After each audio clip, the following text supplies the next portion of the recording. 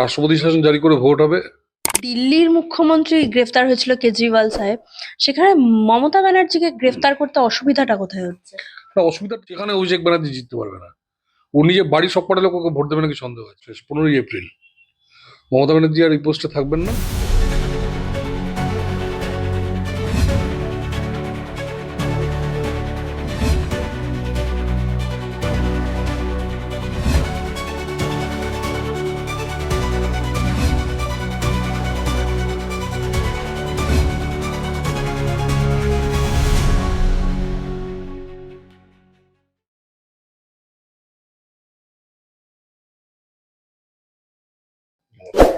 আজ ছিল হচ্ছে ইডি এবং তৃণমূলের যে জোড়া মামলা চলছিল আইপ্যাক তদন্তকে ঘিরে, সেই মামলার শুনানি। সেখানে দেখা গেল হাইকোর্ট তৃণমূলের করা যে মামলা সেটাকে খারিজ করে দিল ইডির যে দাবি সেই অনুযায়ী। মিথ্যা মামলা খারিজ তো করবেই, মিথ্যে মামলা খারিজ তো করবেই। এবং আমি বলছি যে মানে এই যে প্রসেসটা এখন চলছে, আবার দ্বিতীয় মামলা শুনলাম সুপ্রিম কোর্টে যাবে, তাই তো? দ্বিতীয় মামলা সুপ্রিম কোর্টে যাবে। ঘটনা হলো, কোনো সাধারণ মানুষ হলে তো এর মধ্যে অ্যারেস্ট হয়ে যেত। দ্বিতীয় মামলা সুপ্রিম কোর্টে যাবে, কিন্তু এই চলবে কি এক বছর ধরে চলবে আমি জানি না। মানে এটা কি হলো ব্যাপারটা। তবে ঠিক আছে, হাইকোর্টের রায় স্বাগত, কারণ অন্তত প্রথম মিথ্যে কেসটাকে তো অন্তত সেটাকে, আর দ্বিতীয় কেসটা বোধহয় ওরাই বোধহয় ইডি বোধহয় বলেছিল যে সুপ্রিম কোর্টে যেতে চায়, সেই জন্য সুপ্রিম কোর্টে ওটাকে পাঠিয়ে দেওয়া হয়েছে। ইতিমধ্যে তো মানে ইডি দুটি পিটিশন জমা দিয়েছে সুপ্রিম কোর্টে, যেখানে দেখা যায় ইডির তদন্তে বাধা দিলে অন্তত 2 বছরের জেল হয়। সেক্ষেত্রে মমতা ব্যানার্জি কি সেটা হবে? হওয়া তো উচিত। যদি না হয় তাহলে এরপর থেকে ফেডারেল সিস্টেম থাকবে না। যদি না হয় তাহলে ফেডারেল সিস্টেম থাকবে না, তাহলে প্রমাণিত হবে যে মানে কেউ যদি মুখ্যমন্ত্রী হয় সে যে কোনো সময় রুল ভাঙতে পারে। দিল্লি সরকার তামিলনাড়ু হোক, পশ্চিমবঙ্গ হোক বা বিহার হোক, কোথাও গিয়ে কাজ করতে পারবে না, যে যার রাজ্যে লুটে পুটে খাবে। ঠিক আছে, তো কোনো রকম চুরি বা কোনো কোনো কিছুর কোনো তদন্ত হবে না। হওয়া তো উচিত। মানে এই যে তো চোখের সামনে করা হয়েছে, করে স্বীকার করেছে, তারপর যদি না করা হয় তাহলে আপনি মানে কি বলার, হওয়া উচিত। যেখানে দিল্লির মুখ্যমন্ত্রী গ্রেফতার হয়েছিল কেজরিওয়াল সাহেব, সেখানে মমতা ব্যানার্জিকে গ্রেফতার করতে অসুবিধাটা কোথায় হচ্ছে? না, অসুবিধাটা তো আইনে। দেখুন দিল্লির ঘটনাটা কি ছিল, কেজরিওয়ালকে 12 থেকে 13 বার নোটিশ দিয়েছিল। মাসখানেক বা মাস দুয়েক ধরে তাকে বারবার ডাকা হয়েছিল, সে যায়নি, তারপর তাকে গ্রেপ্তার করা হয়েছে। এক্ষেত্রে সেটা নয়।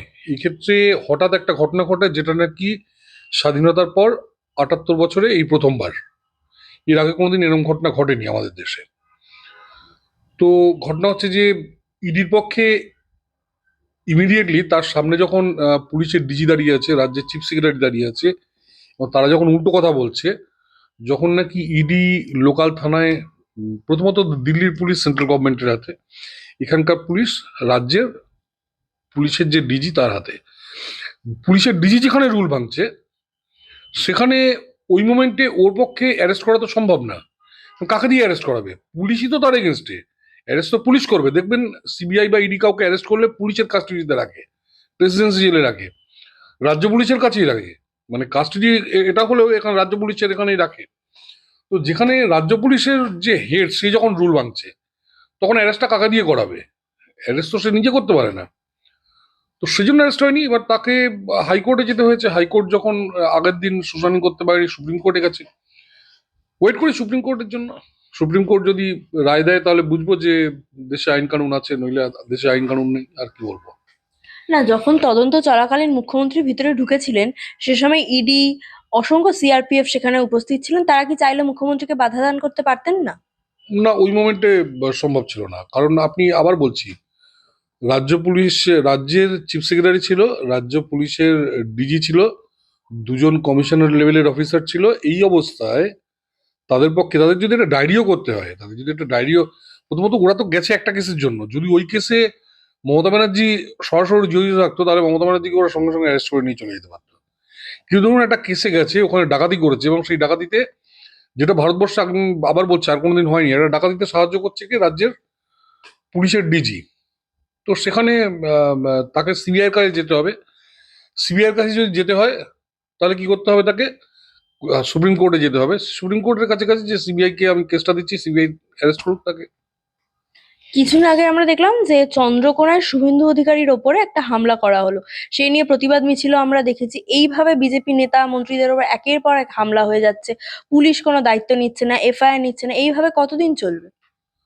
আর 3 মাস চলবে, আর 90 দিন, 90 দিন পর এই গভর্নমেন্টটা পড়ে যাবে, তখন এই মানে জমানা শেষ হয়ে যাবে। আর 3 মাস আর 90 দিন, তারপর এই গভর্নমেন্ট পড়ে যাবে, তারপর দেখবেন সব শেষ। 15ই এপ্রিল মমতা ব্যানার্জি আর এই পোস্টে থাকবেন না, তখন দেখবেন সব ঠিক হয়ে গেছে। মানে এই যে বারংবার দেখা যাচ্ছে যে পুলিশ এফআইআর নিল না, আবার কিন্তু এই আসছে পুলিশই একটা বহুদিন, চিহ্নিত করে আপনি দিল। দেখুন 2013-র পঞ্চায়েত ভোট থেকে এরা গুন্ডামি করছে, বহু লোককে এরা খুন করেছে, 2018-তে খুন করেছে। প্রথমে মীরা পান্ডে ইয়ে করার চেষ্টা, তারপর সৌরভ দাসকে দিয়ে, তারপর সৌরভ দাসের পর ধরল কাকে, ওই আপনার ওই আলপন বন্দ্যোপাধ্যায়কে। এরপর 2021-এর পর 56 জনকে এরা হত্যা করলো। তারপর 24-এর পর আমাদের প্রায় 300-র উপর কর্মীকে খুন করা হয়েছে, বহু লোক এখনো নিজের বাড়ি ছাড়া। পুলিশ সে ব্যাপারে কোনো হস্তক্ষেপ করছে না।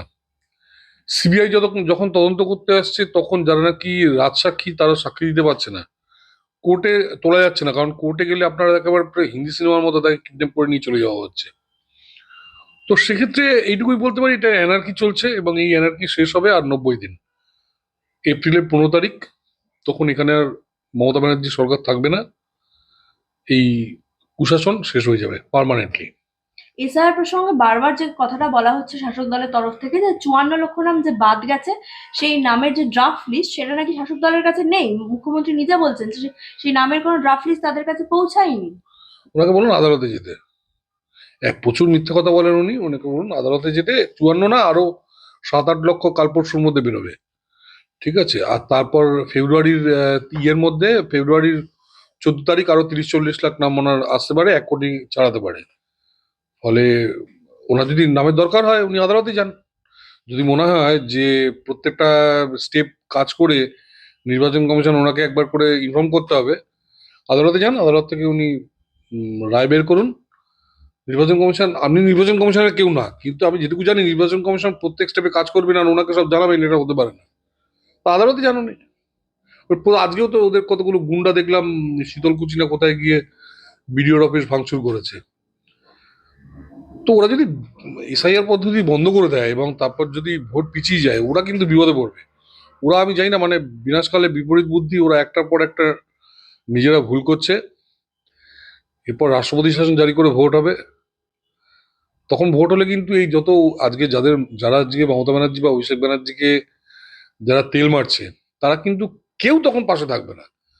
এমনকি আমি বলি, আজকে ওদের এই ধরুন সোসাইটিতে সবাই যখন ওদের তেল মারে, ওদের ধারণা হয় যে সবাই আমাদের পাশে আছে। ব্যাপারটা কিন্তু তা নয়। আমরা আমরা বলি, যেমন আমাদের ধরুন আমাদের ভারতীয় জনতা পার্টির আমরা যারা রাজনীতি করি, আমরা যারা এক্সপোজড, আমাদের সবাই যারা চেনে, আমাদের আমাদের প্রতিবেশী থেকে শুরু করে বহু লোক আছে যাদের নিমন্ত্রণ করতে ভয় পায়। কেন না? নিমন্ত্রণ ধরুন দূরের আত্মীয়, ধরা যাক শ্রীরামপুরের এক আত্মীয়, সে নিমন্ত্রণ করলে জানেন লোকাল সেখানকার কাউন্সিলর যদি এসে দেখতে পায়, তাহলে তার উপর যদি অ্যাকশন নেয়, সেই ভয় বহু লোক আমাদের নিমন্ত্রণ করতে ভয় পায় না। কিন্তু যে লোকটা আমাদের নিমন্ত্রণ করতে ভয় পায়, সে পরক্ষণে এসে আমাদের বলে, দাদা কবে এই মমতা ব্যানার্জি আর অভিষেক ব্যানার্জিকে আপনারা গ্রেপ্তার করবেন? সামনে তারা কিন্তু তেল মারে, ফলে ওই কাউন্সিলর জানতে পারছে যে তারা তাদের সাপোর্টার। নইলে আমরা 40% ভোট কি করে পাচ্ছি? আমরা 40% ভোট পাচ্ছি, অথচ দেখুন ওদের কাউন্সিলররা জানে এই সব কটা লোক আমাকে ভোট দেয়, অথচ 40 থেকে 50% ভোট আমরা পাচ্ছি। কেন পাচ্ছি? কারণ যারা ওদের অ্যাপিস করছে, তারা পিছনে এসে আমাদের বলে যে কবে মমতা ব্যানার্জি আর অভিষেক ব্যানার্জিকে গ্রেপ্তার করা হবে। তো ওরা বুঝতে পারছে না আজকে ওরা কোথায় দাঁড়িয়ে আছে। আমি এটুকুই বলতে পারি যে ওরা বুঝতে পারছে না ওরা কোথায় দাঁড়িয়ে আছে। পতনের দিন ওদের শেষ হয়ে এসছে, তখন বুঝতে পারবে যে ওদের পাশে কেউ নেই। গতকাল নবান্ন থেকে সাংবাদিক সম্মেলন করে মুখ্যমন্ত্রী বলছেন যে বিজেপি অধীনস্থ কেন্দ্রীয় সরকার এবং সাংবিধানিক প্রতিষ্ঠানগুলি তাদের সাংবিধানিক ভূমিকা পালন করছে না, জবরদস্তি করে ভোটার তালিকা শুদ্ধ করা যায় না। জবরদস্তি কি ভালোবেসে ভোটার ভোটার তালিকা? আমরা কি বাংলাদেশে ওই ইউনিসের কাছে যাবো যে ইউনিস জি আপনাকে হাত জোর করছি, আপনি আসুন, আমাদের ভোটার তালিকা এমন ঠিকঠাক করে দিন যাতে আগামী 100 বছরে মমতা ব্যানার্জি ক্ষমতা থেকে না যান। ব্যাস, ইউনিস মোটামুটি তার 20 কোটি যে ভোটার আছে তাদের পশ্চিমবঙ্গ সরকারের সঙ্গে অ্যাড করে দিল। হ্যাঁ, করে ইউনিস যাবার হাঁটতে হাঁটতে হাঁটতে হাঁটতে ঢাকায় চলে গেলেন, মমতা ব্যানার্জি ভোট হলো, মমতা ব্যানার্জি জিতে বেরিয়ে এলেন, ভোটের আগের দিন গেট খুলে দিলেন, বাংলাদেশ থেকে সব লোকেরা এলো, এসে ভোট টোট দিয়ে ওনাকে বেরিয়ে চলে গেল। তো এইভাবে কি মানে হয়? যেভাবে হচ্ছে, ওনারা বহুবার আদালতে গেছেন, আদালত ওনাদের ঘাড় ধাক্কা দিয়ে বের করে দিয়েছে। তো সংবিধান যেন ওনারা না দেখান, ঠিক আছে। আদালতে তো গেছিলেন, আদালতে ওনাদের ঘাড় ধাক্কা দিয়ে বের করে দিয়েছে, কোনো কথাই শোনা হয়নি, ওনাদের ওনাদের মানে কেসই দাঁড়ায়নি। ফলে কে সংবিধান মানে কি মানে না, যে নাকি অন্যের হাত থেকে ফাইল কেড়ে নেয়, যে মুখ্যমন্ত্রী, তার মুখে সংবিধান মানায় না। গতকাল অভিষেক বন্দ্যোপাধ্যায় বলছেন যে মাইক্রো অবজারভার হিসেবে যাদেরকে পাঠানো হয়েছে আমাদের রাজ্যে তারা বিজেপির দলদাস। দেখুন, ও যা ইচ্ছা বলতে পারে। আপনারা কোনো নিরপেক্ষ সাংবাদিক বা এটসেট্রা যারা, যেখানে আপনার এই জিনিসগুলো হচ্ছে, যেখানে যেখানে আপনার এই হিয়ারিং গুলো হচ্ছে, সেখানে গিয়ে মানুষকে জিজ্ঞেস করুন। ঘটনা হচ্ছে, যারা যাচ্ছে তাদের, তারা কেউ কিন্তু, যারা ওই হিয়ারিং এ যাচ্ছে তাদের প্রত্যেকের অভিজ্ঞতা খুব ভালো। ফলে ওর এই প্রচারে সেই লোকগুলো বিন্দুমাত্র প্রভাবিত হবে না, বরঞ্চ সেই লোকগুলো বেরিয়ে এসে ভাববে যে অভিষেক মিথ্যা কথা বলছে ওর পিসির মতো। আর যারা যায়নি তারা তো জানেই যে মিথ্যাবাদী। ফলে ও কি বললো না বললো তাতে কিছু যায় আসে না। এটা মানে মানে হাম্বাক ফাজিল ছোড়া, ঠিক আছে। পিসির দৌলতে রাজনীতি করছে, একা যদি পিছনে পুলিশ না থাকে একটা পঞ্চায়েত ভোট জিততে পারবে না। ও যে পাড়ায় দাঁড়িয়ে আছে না, ওই পাড়ার যদি কর্নি কমিটি ইলেকশন হয় বা পাড়া কমিটি ইলেকশন হয়, সেখানে অভিষেক ব্যানার্জি জিততে পারবে না। ও নিজে বাড়ির সব কটা লোক ওকে ভোট দেবে নাকি সন্দেহ আছে। আর ঠিক আছে, পিছনে পিসি আছে, বড় বড় কথা বলছে। এখন এদের কথার উত্তরও আমাদের দিতে হচ্ছে, যেহেতু এরা এমপি এটসেট্রা হয়ে গেছে, রিগিং করে, বুথ দখল করে, এই আর কি।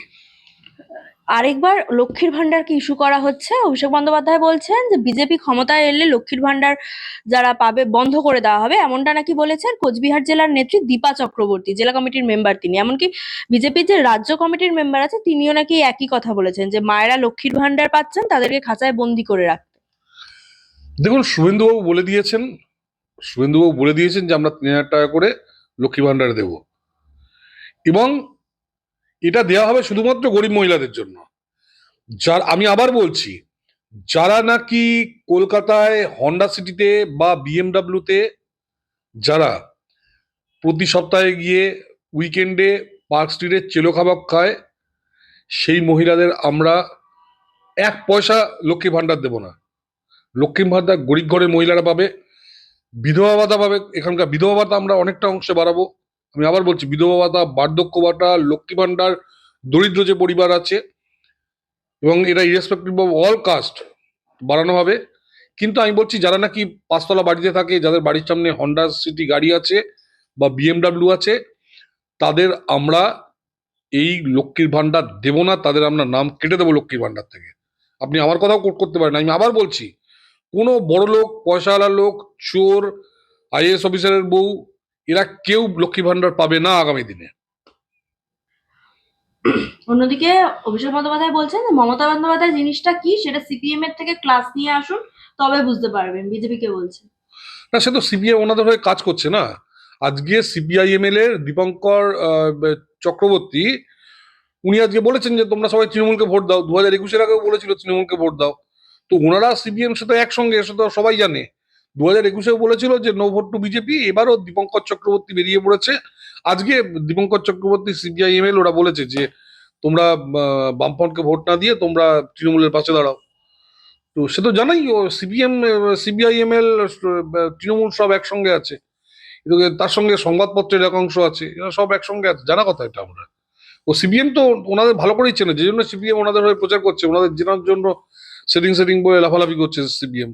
জানি আমরা সেটা, সিপিএম তো ওনাদের ভালো করে চেনে, সে জানি আমরা। আলিপুরদুয়ারের সভা থেকে অভিষেক বন্দ্যোপাধ্যায় বলেছেন যে বিজেপির কর্মীরা বলে যে মমতা ব্যানার্জি আয়ুষ্মান ভারতকে এখানে চালু করতে দেয়নি, কারণ আয়ুষ্মান ভারত চালু হলে নাকি স্বাস্থ্যসাথী বন্ধ হয়ে যাবে। কিন্তু আয়ুষ্মান ভারত তারাই পাবে যাদের বাড়িতে স্মার্টফোন নেই বা যাদের পাকা বাড়ি নেই, টিভি নেই, তারা। কিন্তু আমাদের স্বাস্থ্যসাথী পশ্চিমবঙ্গের 10 কোটি মানুষ পায়।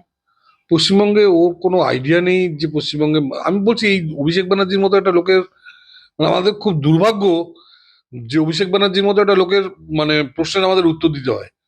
পশ্চিমবঙ্গে যে টোটাল 10 কোটি বোধহয় লোক সংখ্যা আছে, সেটাই ও জানে না। ও কি করে 10 কোটি লোককে দেয়? মানে ও জানেই না কত লোক স্বাস্থ্যসাথী পায়, কত লোক স্বাস্থ্যসাথীর জন্য এলিজেবল হয় সেটা জানেই না। দেখুন, এবার পিসির দৌলতে এমপি হয়ে গেছে, এর কথার উত্তর আমাদের দিতে হচ্ছে। আপনারা জিজ্ঞেস করছেন, আমাদের এদের কথার উত্তর দিতে হচ্ছে। এর ও এর কথা কোনো উত্তর জানেই না। ওকে বলুন গিয়ে পিসির থেকে জিজ্ঞেস করে আসছে যে কটা লোক স্বাস্থ্যসাথী পায়, তারপর তুই রাস্তায় গিয়ে এইসব আটভাট বকবি র্যাম্প বানিয়ে। ওই র্যাম্প বানানো শেষ আর কি, এরপর ওকে আর কেউ র্যাম্পে ডাকবে না। ওই র্যাম্প বানিয়ে হাঁটাহাঁটি করছে, এমনি তো র্যাম্পে ওকে ডাকে না, এখানে র্যাম্প বানিয়ে হাঁটাহাঁটি করছে রাস্তার উপর, পাগলের মতো দৌড়াদৌড়ি করছে আর কি। তো মাথাটা খারাপ হয়ে গেছে আর কি, আর 3 মাস।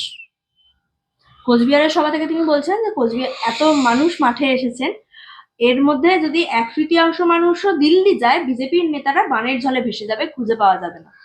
দেখুন আপনি আবার ওর প্রশ্ন করছেন, একটা অর্বাচীন একটা ফাজিল চোকরা, যার কোনো মানে যার কোনো মানেই নেই। এর আগে বলেছিল যে লোক নিয়ে নাকি দিল্লি যাবে, তারপর যখন বলে গেছে দিল্লিতে 10টা লোক গিয়ে পৌঁছেছে, বলে আমি 10 লাখ লোক নিয়ে দিল্লি যাব, তারপর দেখে 10টা লোকও নেই দিল্লিতে, কারণ টিকিটে পয়সা টয়সা দেয়নি বোধ হয়, সেই জন্য কেউ যায়নি দিল্লিতে।